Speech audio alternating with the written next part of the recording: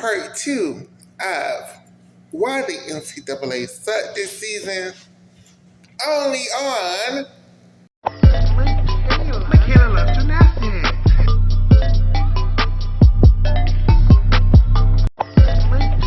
Michaela loves gymnastics.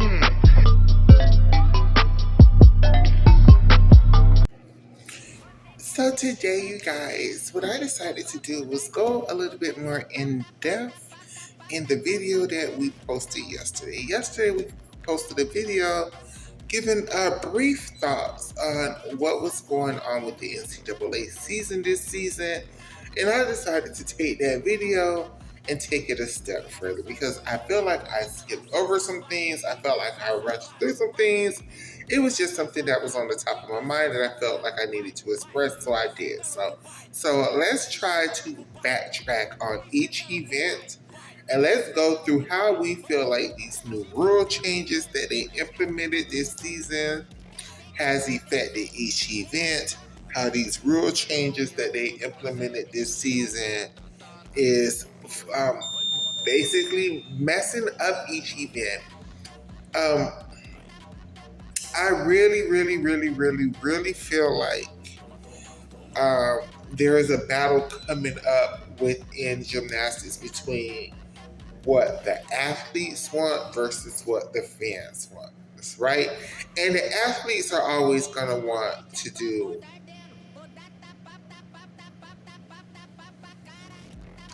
duh, everybody wants to do the least amount of work for, oh, and that sounds so horrible. That's not exactly the way I mean it. Basically, if we let the rules be to the athletes, there would be no competition, there would be no sport. It would just be a bunch of people flipping and twisting, doing whatever they want to. Everybody would be getting tens and so on and so forth. And for them, that's what they want because they want gymnastics to be fun for them. I get that. As a fan, that is the total and complete opposite of what I want. And I'm gonna really dive deep of how I feel like if the NCAA don't stop playing, y'all could fuck around and find out. Look at the men's NCAA gymnastics team. Like, there was a point in time where gymnastics never thought the NCAA would get rid of their men's programs because the men's program was literally funneling in the Olympic teams. And the NCAA USA men's programs fucked around and found out. And now we only have 8 teams in all of NCAA, right? And y'all think that can't happen for the women programs? Y'all don't think that can happen for the women programs. And let me tell you why. It's because right now, the gymnastics fans are excited about it, right? So instead of, like I said in my last videos, instead of college gymnastics trying to cater towards the core gymnastics fans, what they're trying to do is they're trying to build an audience, right? They want to become a ball sport, right? They want to have 10 million views when it comes to these national championships, so on and so forth. The difference is,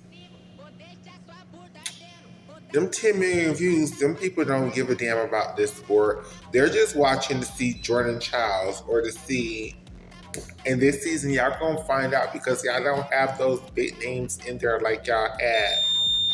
So I'm not sure if y'all gonna get those views like y'all been getting because y'all used to have Jordan and Suni that y'all could pimp out, and Jade Carey and Leanne Wan.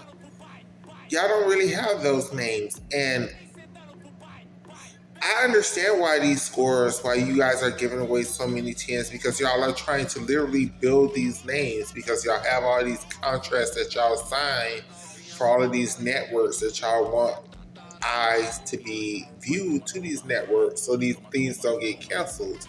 But y'all are completely and totally ruining the sport of NCAA gymnastics. Totally and completely. Totally and completely. Because it makes no logical sense. The people who watch the sport week to week, it makes no logical sense. You can't watch one meet and get these set of scores and watch another meet and get these set of scores and make these two meets make sense with each other. Are the and then you can tell like the judges are just doing whatever the fuck they want to. And then the issue is, I know I just said I'm gonna stop cursing so much, but it makes me so mad because the issue is it's not a win-loss record that affects your playoff season. It's this stupid ass national qualifying score, which is the average score that you got throughout the season, right? So when you go to these stupid ass meets and these judges are giving these stupid ass scores, and your team is getting these bogus ass 198s that are not deserved. It's like the judges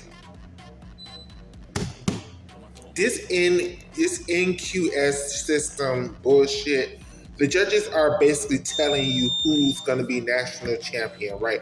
With the way they're giving us scores, they're telling you OU is the best team, so OU is going to be the national champion. Cal is probably the second best team this year, so they're probably going to be in a close second place. And plus, let the judges fall in love with LSU. Let the judges fall in love with OU. I'm not OU, UCLA. Let the judges fall in love with Florida between now and March. They could give these teams these 198 scores, and they could get the national qualifying scores to qualify through 2 tournaments. And you're like, wait, it makes no sense. They had a horrible season. How? What? You all are really, really, really. And I thought the NIL was going to be a good thing, which it is for the athletes. But in a way, it's giving the athletes a little bit too much control. And what do I mean when I say it's giving the athletes a little bit too much control? It's going back to what I was saying at the beginning of the conversation. Because there are really no set rules in place for the NCAA, even though it feels like it should be, there aren't. So the athletes get to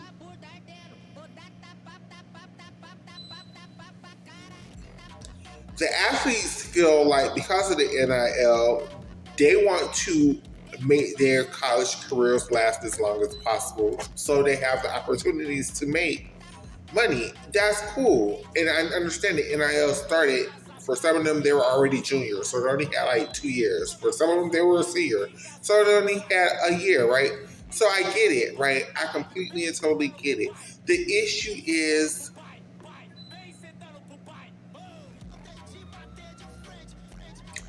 the athletes are making the sport boring as fuck.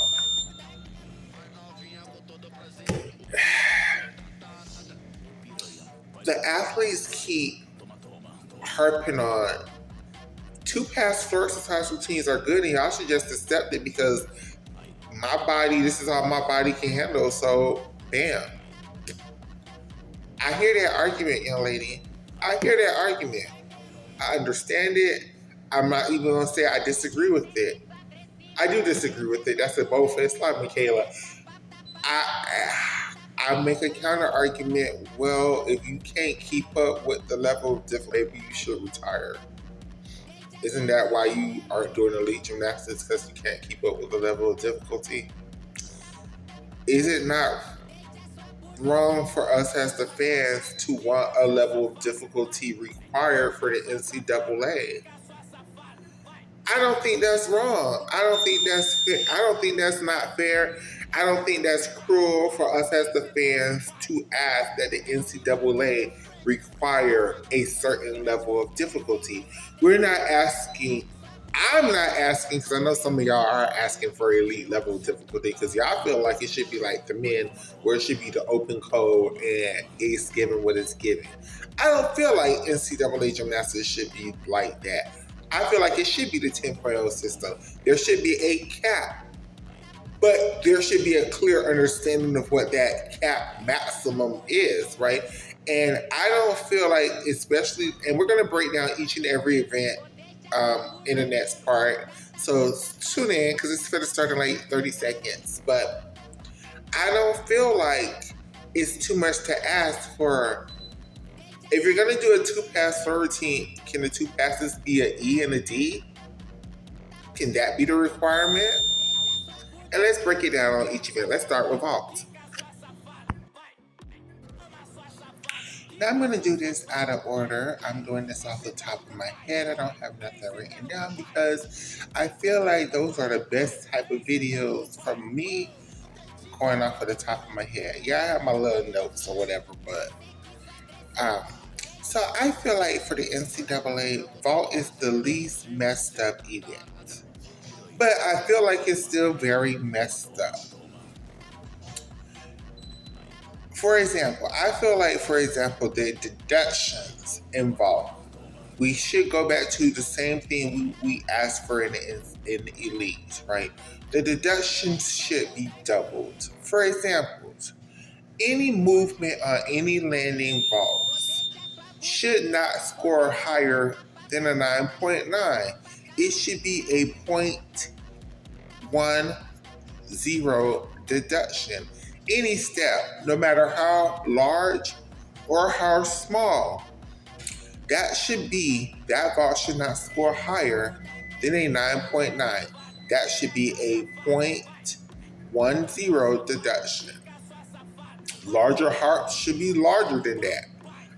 It should be more of a deduction than that. Start values on vaults make absolutely no freaking sense at this point in time. And I would be perfectly okay and happy with y'all making the Yurchenko full a 10.0 vault again and making the pipe front half the 10.0 vault from the front handspring entry and doing away with the Yurchenko 1.5. Maybe the Yurchenko 1.5 is a little bit too hard. And maybe if you all just, did your jobs and judged and took the deductions needed, you would see parodies in these Yurchenko fools because there was a lot of Yurchenko fools that was scoring 9.9 plus. That shouldn't be. That was very piped over. And if you guys did your jobs and just took the deductions, there was no need to devalue the Yurchenko fool. It was a perfectly good NCAA vault. I think there should be a cap on vault. I think the hardest vaults that we should be seeing is maybe the Yurchenko double, maybe the laid out Okapai Ava. But outside of that, there needs to be a cap on vault now because I have a feeling girls are going to be throwing Rudies and Almanars for no reason soon. So definitely put a cap on vault. Also,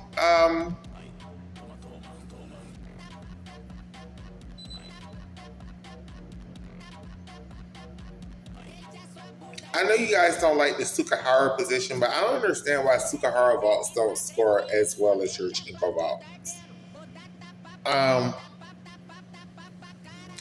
those are my biggest gripes with vaults. Like, I just feel like, and definitely, maybe change the way the judges vault, judging, sitting down, because you got to take the deductions for those helicopter legs on those Yurchenko 1.5s too. Like, that should be a whole another 10th of a point deducted, right?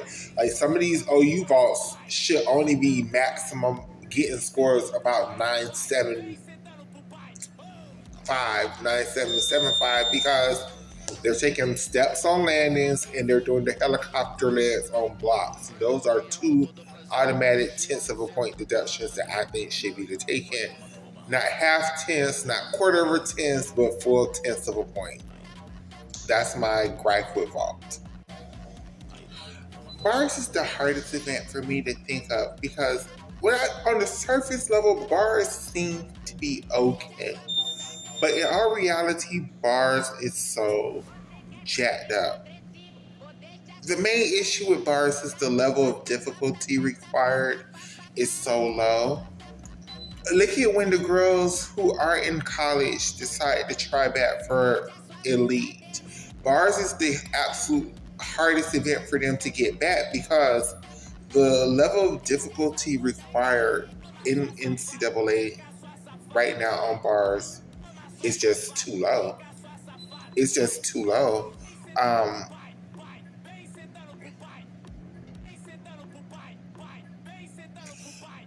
we need a single high bar release move requirement at this point in time. It doesn't have to be a Nabiva. It doesn't have to be a church. It doesn't have to be, it can be just a Takachev, a Ginger, a Straddle Jaeger. Most of those girls have learned those release moves as juniors. It could be any of that. I think 5 skills should be required for a whole bar routine. 5 skills of counting skills, not just, like a kip up. I'm talking about 5 actual counting skills should be the goal. Like maybe like Maloney, bell to handstand, circle up high bar, giant swing with a full Takachev, giant kip up, giant swing, full in, double back dismount. Now, I would feel like that would be the perfect level of difficulty. That would be exciting for the fans. It wouldn't be too much for the girls. I feel like that would be the goal. Like that level of difficulty right there. Like Maloney at kip up with a half turn, so jump up to the high bar, starter, Ginger, hop, double front, or something like that. Like something in that realm of possibilities, right? I think it would be so much better on uneven bars. But there has to be requirements, right? I think either a full pirouette needs to be a requirement or some kind of close circle to the bar, like a hip circle, toe circle, starter circle, something into a release move as a requirement should be for the high bar. Again, one of those transition release move requirements still. And then a dismount. I don't think that's asking for too much for uneven bars. Um, if y'all don't stop playing, them girls are just gonna stand up there and do a back toe circle, jump back to the high bar, starter, giant swing, tuck double back, and get 10.0 start value. Like, that's how I think. That's the direction I see for uneven bars. Let's move on to balance beam. With beam, I don't think it's so much so it's the level of difficulty. I think the level of difficulty on beam is pretty good. The issue with the beam, I feel like it's a lot of fluff. It's a lot of arm movement. It's a lot of walking up and down the beam without doing anything. Maybe instead of having beam be like a minute and 30 seconds like it is in the elite, maybe for the NCAA we make beam be like a minute and 10 seconds. Because I don't feel like the level of difficulty with beam is bad. I don't feel like the rules for beam is bad. There's just a lot of fluff with nothing going on that makes being so boring. So maybe that's what we're gonna do for being. We just gonna make being about a minute to a minute and 10 seconds and let that be it. That's gonna help the TV time, ain't it? So that's how my suggestion to Fitz being is to make being shorter for the NCAA. Floor is going to be the hardest event to fix because so much bad Bad behavior has been allowed to go on the floor for so long that to change the culture of the floor is going to be hard. But the first thing that we need to do is get rid of these damn two pass floor routines. I can't believe I agree with Michaela Skinner on something so harsh, but these two pass floor routines are just killing the NCAA. It's making these routines so boring. And if you're going to do the two pass floor routines, make the requirement be that one of the passes has to be an E and the second term pass has to be a D. You can't get away with doing two C terminal passes and having a 10.0 start value on fluorescence. It's so, oh my God, it's so boring. It's so boring. Part two is maybe make a rule that if you can tell that the routine is being constructed specifically to go viral, that there's an automatic built-in deduction, because it's just too much of Darion's crown and Trinity's one leg over, and you can tell that they're just putting these pieces of choreography into these routines just to go viral or just to make a moment, and it's just not cute. It's just not giving. It's annoying actually.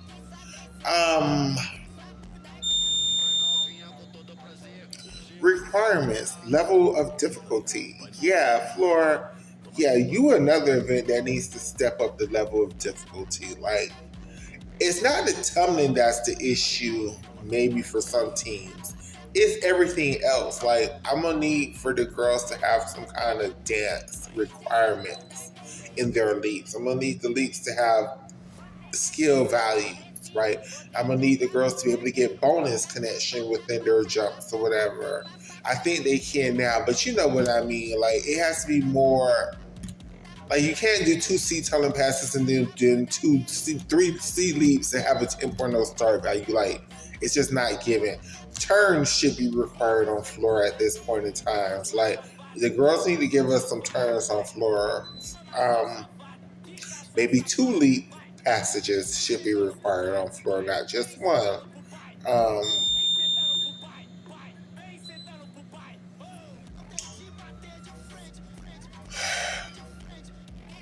musical choice. Like, I understand that the teams have themes that they're trying to go for, but I think there should be a deduction if the music is like just stupid, or like the choreography just absolutely, it just does not match the music. You can just tell that the music is there to go viral and the choreography is like some bullshit. Like, and to end this whole thing off, the most important thing is the judges have to do their damn jobs of judging, right? The judges have to do their damn job of judging. The judges have to take deductions. It's cool. Some of these routines should go 9-6. Some of these routines with the stuck landers should go 9-6.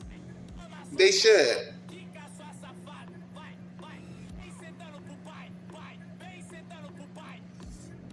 So please drop down in the comment section. And thank you so much. I would love to hear your opinions on everything that we talked about today. And I'll see you guys in the next episode. Michaela left a napkin.